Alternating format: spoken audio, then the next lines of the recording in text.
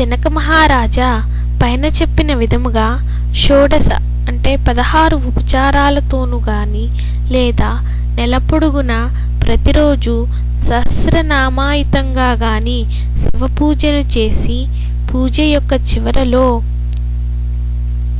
పార్వతీ కాంతా దేవే సపద్మజాచాం గ్రీపంకజా అర్ఘ్యం గృహేణ దైత్యారే దత్తం చేతమమాపతే ఉమాపతే అనే మంత్రంతో అర్ఘ్యముని ఇవ్వాలి.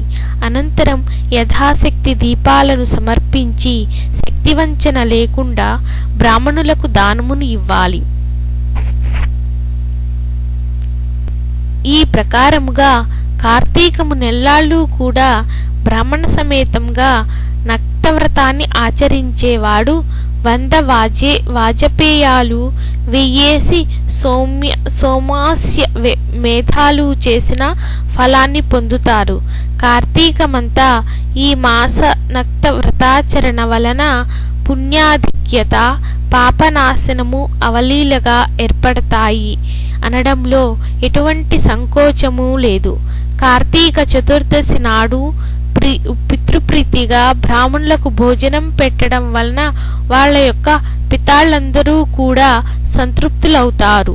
కార్తీక శుద్ధ చతుర్దశి నాడు ఔరసపుత్రుడు చేసే తిలతర్పణం వలన పితృలోకము సర్వము తృప్తి చెందుతుంది. ఈ చతుర్దశి నాడు ఉపవాసముండి శివారాధనను చేసి తిలలను దానము చేసిన వాడు కైలాసానికి క్షేత్రాధిపతి అవుతాడు. ఈ కార్తీక వ్రతాన్ని ఆచరించిన వాళ్ళు తప్పకుండా తమ పాపాలను పోగొట్టుకున్న వాళ్ళై మోక్షగాములవుతారు. జనక మహారాజా కార్తీక పురాణంలో ముఖ్యంగా ఈ 14వ అధ్యాయాన్ని శ్రద్ధభక్తులతో చదివినా విననా కూడా వాళ్ళ సమస్త పాపాలకు ప్రాయశ్చిత్తం చేసుకోవడం ద్వారా కలిగే ఫలితాన్ని పొందుతారు.